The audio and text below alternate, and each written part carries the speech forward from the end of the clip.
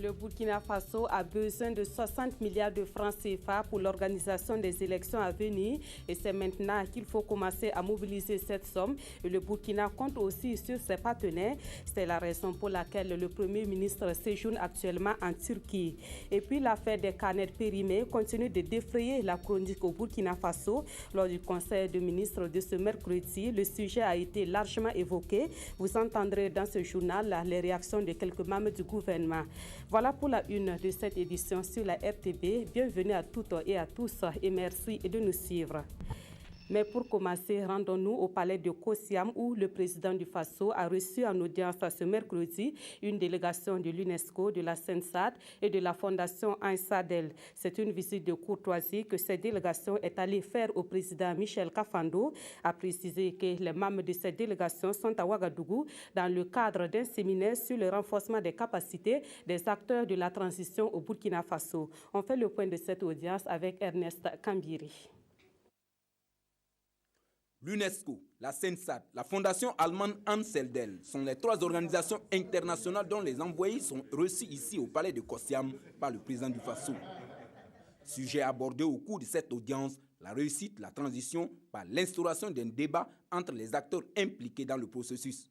Notre rôle est de renforcer les capacités de tous les segments de la société dans un contexte donc de démocratie, de construction de démocratie.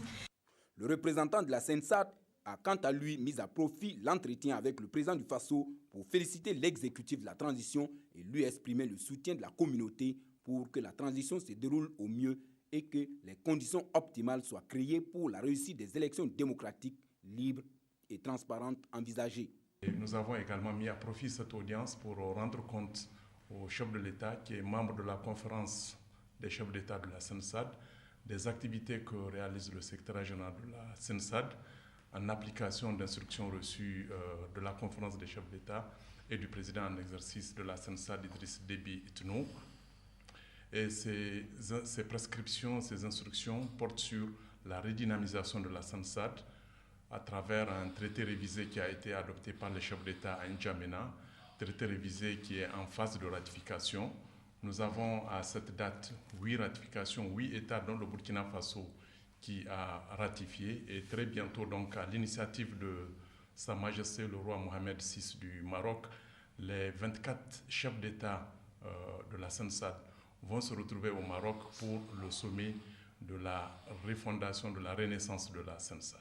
Au Burkina comme un peu partout ailleurs, la Fondation allemande Anseldel travaille au renforcement de l'éducation civique et à l'état de droit. Et après les événements des 30 et 31 octobre 2014, le renforcement des capacités des acteurs burkinabés pour une transition paisible était devenu une nécessité pour la Fondation qui a décidé d'apporter sa contribution à travers l'organisation d'un séminaire de renforcement de capacités des acteurs. Ensemble avec la CENSAD, on a initié à très court terme, il faut le dire, on a initié cet atelier qui compte justement à ouvrir un débat entre tous les partis, entre le gouvernement, entre les juristes, entre les citoyens, entre la société civile, entre les militaires, etc., etc., etc. Réussir la transition démocratique au Burkina, c'est autour de ce thème que les acteurs burkinabés ont débuté de la rencontre mardi 24 février en présence du président du Faso, Michel Kafando. Les élections à venir vont coûter 60 milliards de francs CFA au Burkina Faso. L'État burkinabé a donc besoin du soutien de ses partenaires pour pouvoir organiser ces élections. C'est l'une des raisons pour lesquelles le Premier ministre est en visite officielle en Turquie depuis le mardi dernier. Yacouba Isaac Zida et la délégation qu'il conduit sont allés solliciter un accompagnement financier de la Grande Assemblée nationale turque pour l'organisation de ces élections. En plus du Parlement, le Premier ministre a rencontré les hommes d'affaires turcs pour leur parler des possibilités d'investir au Burkina Faso. Des précisions avec nos envoyés spéciaux en Turquie, Yacouba Gamine et Karim Patrick Namouanou. Ankara, à 1000 lieues de Ouagadougou, le Premier ministre foule le sol turc avec pour objectif relancer et consolider le partenariat embryonnaire entre le Burkina Faso et la Turquie.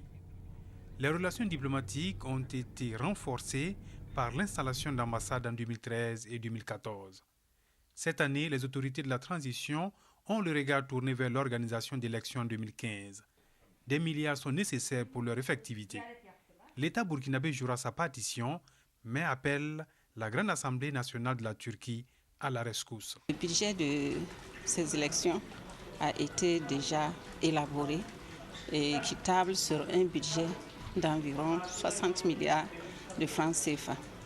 Avec l'apport du gouvernement burkinabé qui remonte à 25 milliards, il ressort un gap de financement de 35 milliards.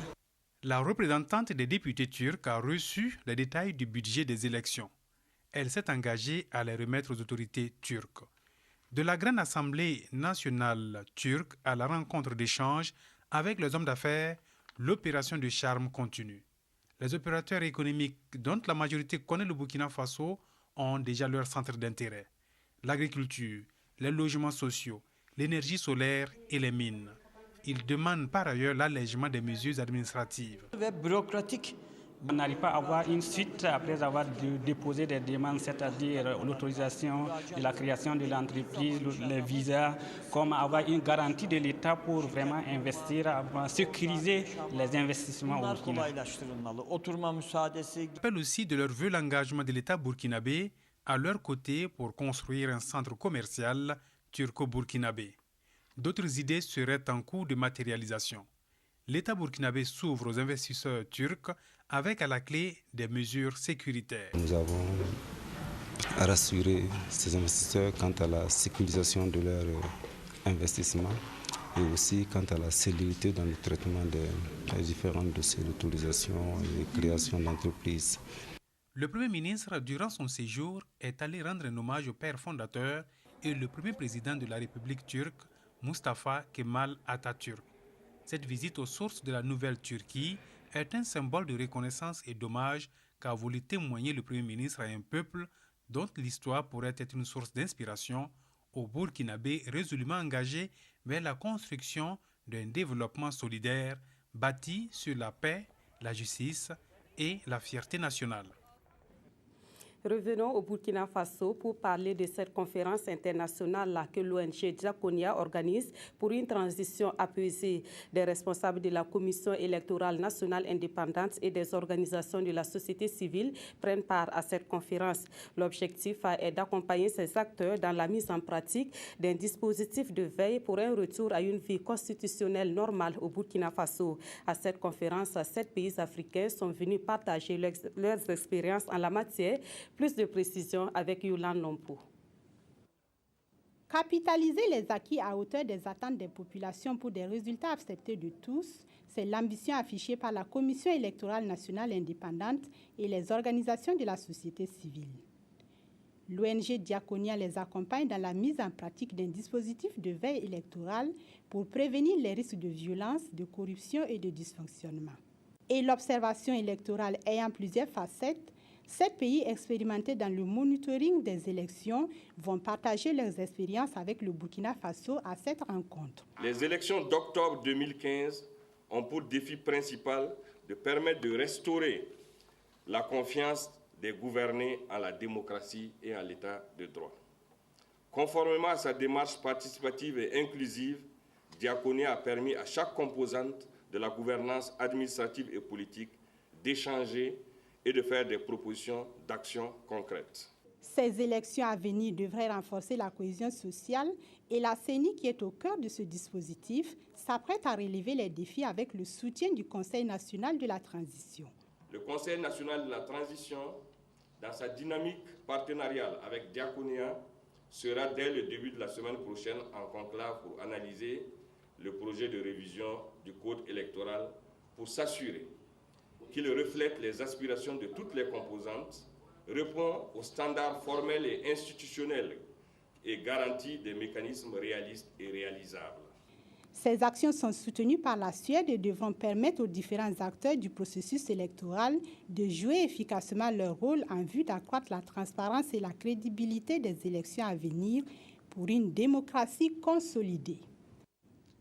Et on reparle de l'affaire de canettes périmées qui défraie la chronique ces jours-ci au Burkina Faso. Le propriétaire de la société responsable de cette affaire avait jusqu'à la fin de cette journée de mercredi 25 février pour se présenter aux autorités, faute de quoi des mesures qui s'imposent devront être prises à son encontre. Au cours du Conseil des ministres de ce mercredi, l'affaire des canettes périmées a été largement évoquée. On fait le point avec Lazare Pouya. Comme il fallait s'y attendre, le Conseil des ministres de ce jour s'est largement penché sur la question des canettes périmées. Le ministre de l'Industrie, du Commerce et de l'Artisanat a fait un exposé aux membres du gouvernement sur la question. Les choses semblent aller plus vite du côté du ministère de l'Administration territoriale, de la décentralisation et de la sécurité. À ce jour, il y a 12 personnes qui ont été interpellées et le principal responsable est hors du pays, et notamment le responsable de la société Obouf. Et donc, il a jusqu'à la fin de la journée d'aujourd'hui pour se présenter et répondre donc à la convocation qui lui a été adressée. Le cas échéant, les dispositions seront prises pour le faire venir, notamment par Interpol. Du côté de la justice, on s'accorde à travailler en synergie pour faire jaillir toute la lumière sur la question. Nous avons été informés formellement par le ministère de l'Industrie et du Commerce de ce constat qui a été fait directement par ces services, de ces stocks périmés, donc en grande partie. Mais le travail qui a été engagé par le ministère du Commerce à la base a été également noté, documenté et constaté également par les services juridiques, par le substitut du procureur. Donc ce qui fait que immédiatement nous pouvons engager toute la procédure. Donc on n'a pas. Ce qui est intéressant, c'est que le ministère de la Justice n'a pas attendu, ou du moins le ministère du Commerce n'a pas fait son travail en attendant de transmettre à la justice. Disons que les deux ministères ont immédiatement travaillé ensemble sur le terrain. Donc ce qui fait que les choses vont être plus faciles en termes de procédure. La volonté du gouvernement s'affiche de plus en plus. À résoudre la question reste la concrétisation et l'applicabilité des textes juridiques pour défendre les consommateurs. Toujours en rapport avec cette affaire de produits avariés, le ministre en charge du commerce était sur le plateau du journal de 20h sur la RTB ce mercredi. Hippolyte Da a donné plus de précisions sur la quantité et la nature des produits saisis. Je vous propose un extrait de l'entretien qu'il a eu avec Caroline Ouari. Ce qui a été fait au niveau par la direction technique, on a identifié 91 003 plaquettes de 24 unités. Unités de canettes? De canettes périmées. Donc je dis bien 91 003 plaquettes de 24 unités. Ça fait un total de 2 184 072 canettes périmées. 62 paquets de 6 de boissons gazeuses Coca-Cola, soit 372 bidons de 1,50 litre périmés également. 23 paquets de 12, soit 276 boîtes de tomates concentrées, le trésor, périmées. 23 533 plaquettes de 24, soit 564 792 canettes non périmées. Ça, c'est pas périmé, mais c'est présumé falsifié. 442 plaquettes de 24, soit 10 608 canettes, sans date de péremption. On présume que c'est les dates qui ont été effacées. 18 424 plaquettes, soit 442 296 canettes, dont les dates de péremption ont été changées. Et ensuite, 2 appareils, dont l'un servant à l'impression des dates et l'autre pour la fabrication d'emballage, 48 rouleaux de sachets, 10 000 cartons pour le reconditionnement, 1000 gobelets jumbo, 1152 bassines jumbo et 46 bidons de solvant. Voici ce qui a été saisi au niveau du groupe. C'est vraiment donner la chair de poule, monsieur le ministre. Voilà de l'actualité politique dans cette édition. L'Alliance pour la démocratie et la Fédération Rassemblement démocratique africain poursuit ses tournées de réconciliation. Une délégation du bureau politique national de l'ADF-RDA était le dimanche dernier à Wayuguya dans la région du Nord. Là-bas, la délégation a rencontré Sa Majesté le Naba Kiba, roi du Yatenga, les responsables religieux et les jeunes. Le pardon, voilà le principal mot qui est ressorti au cours des différents échanges. Le reportage de Valentin Mano et de Kouretime Kagoni. Ce cortège est celui d'une délégation du Parti de l'Éléphant. Ce parti, encore appelé Alliance pour la démocratie et la Fédération Rassemblement démocratique africain ADF-RDA, vient de faire son retour au Yatenga plus de 3 mois après l'insurrection populaire. À cet effet, 1 minute de silence a été observée à l'endroit des disparus des 30 et 31 octobre 2014. Cette visite de l'éléphant s'inscrit en droite ligne des efforts de réconciliation nationale. Mon message, c'est le message de la réconciliation nationale, que toutes les filles et fils de la région se donnent la main et se pardonnent, parce que faire de la politique, ce n'est pas être des ennemis. Nous pouvons être des adversaires, mais nous restons tous les fils de la même région et nous devons nous donner la main et nous devons pardonner. Moi, en ce qui me concerne, j'ai déjà pardonné tout ce qui a été fait. Je n'ai aucun problème avec un fils du Burkina Faso. N'en parlons pas avec un fils du Yatenga. Et j'appelle tous les militants de notre parti à accepter et à pardonner, parce que ça, c'est la marque déposée même de l'éléphant. Le pardon, la paix, la cohésion nationale sont entre autres le message de cette délégation conduite par Maître Gilbert Noël Ouedraogo à l'endroit des chefs coutumiers des différentes confessions religieuses et des jeunes du Yatenga. Moi, je demande le bon Dieu, mes ancêtres, de l'ADF-RDA, parce que ce sont des gens très intelligents, très respectés, très courageux. Ceux qui veulent le bien-être du Burkina Faso, ce sont ces gens-là. Tout ce que moi j'ai à souhaiter, l'ADF-RDA et les autres partis ensemble, qu'il aille la paix, le bonheur. J'apprécie positivement cette démarche de l'ADF-RDA pour apaiser la cœur, et c'est à la recherche aussi de la paix pour notre Burkina Faso. Pour le patron de l'ADF-RDA, l'avenir de son parti n'a aucune importance comparée à celui de la nation. Il demande l'intercession des autorités coutumières et religieuses afin que les fils et filles du Yatenga vivent une véritable réconciliation.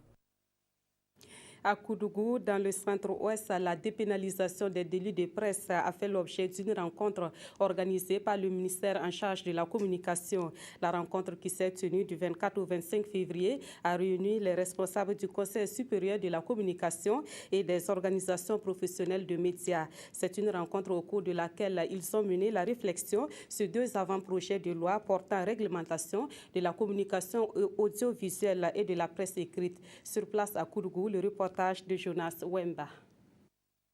Le secteur de la communication audiovisuelle et de la presse écrite au Burkina Faso se révolutionne pour tenir compte des préoccupations réelles des acteurs des médias. Sous la houlette du Conseil supérieur de la communication et du ministère de tutelle, 2 avant-projets de loi portant réglementation de ces 2 médias ont été rédigés. Dans ces nouveaux textes, l'exercice du droit de réponse et de rectification connaît un meilleur aménagement et les notions de diffamation, d'outrage ou d'injure sont rigoureusement définies. Et la présente rencontre à Koudougou entre les représentants des organisations professionnelles de la communication et des juristes vise à les enrichir et à les adopter. Nous allons donc travailler à ce qu'on puisse avoir des dispositions vraiment de qualité et qui permettent donc d'aller vers une plus grande libéralisation de la presse et vers un renforcement du professionnalisme de la presse et aussi la question de la dépénalisation des délits de presse qui est toujours en vigueur donc, dans notre pays. Si ce que nous allons arrêter comme texte est adopté par le Conseil national de la transition, ça veut dire que le Burkina Faso va rejoindre des pays comme le Bénin, le Ghana, le Niger, le Togo, qui ont déjà dépénalisé. L'avant-projet de loi sur la presse écrite contient 154 articles regroupés sous 9 titres et celui sur la communication audiovisuelle, 142 articles regroupés en 8 titres. Cette démarche voulue par le gouvernement répond au souci d'adapter le code de l'information en vigueur aux évolutions et aux nouveaux enjeux du secteur de la communication. Depuis avril 2014, une crise secoue l'Agence intergouvernementale panafricaine eau et assainissement. Cette crise a finalement emporté le président et le secrétaire général de cette structure. L'annonce a été faite au cours d'un conseil que les responsables de l'UAA ont tenu le 23 février dernier. Le conseil qui, par ailleurs, a élu un administrateur provisoire pour gérer cette structure. Sur la clôture des travaux, le reportage de Amandine Lalsaga. Théophile Niaï est l'administrateur provisoire de l'Agence intergouvernementale eau et assainissement pour l'Afrique. Il a été désigné pour un mandat de 12 mois. Le suivi de sa feuille de route sera assurée par un comité intergouvernemental composé de représentants de 7 pays membres. Ce sont là les principales décisions prises par le Conseil des ministres extraordinaire de la panafricaine de l'eau et de l'assainissement qui vient de s'achever. Les défis sont énormes. Il faut rétablir la confiance avec les bailleurs de fonds, la confiance avec les locaux, avec les partenaires burkinabés, rétablir la confiance avec les États pour pouvoir effectivement relancer la machine.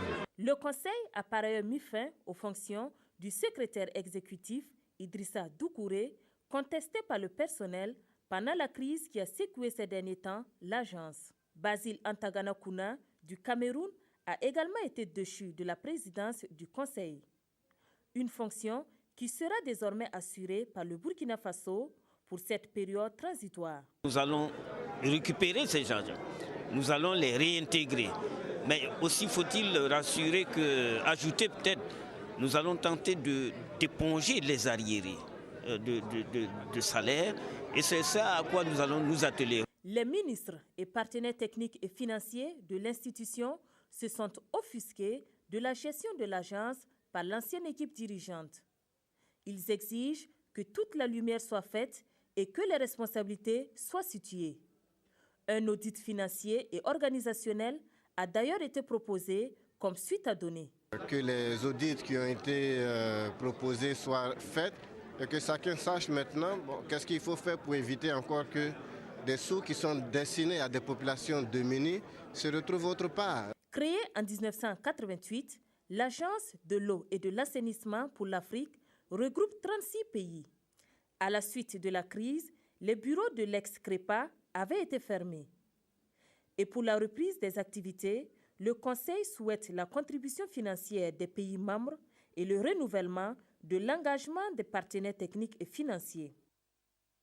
Dans les hauts-bassins et précisément à Koumbia, l'agriculture de conservation a fait l'objet d'une journée porte ouverte le 23 février passé.